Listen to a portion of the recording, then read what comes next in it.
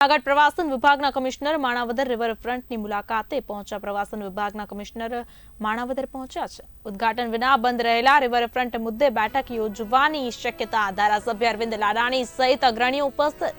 Commissioner અને અધિકારીઓએ સ્થળની મુલાકાત લીધી હતી. રિવરફ્રન્ટ ખુલ્લું મૂકવા બાબતે બેઠક આવતીકાલે યોજાવાની સંભાવના સેવાઈ રહી છે.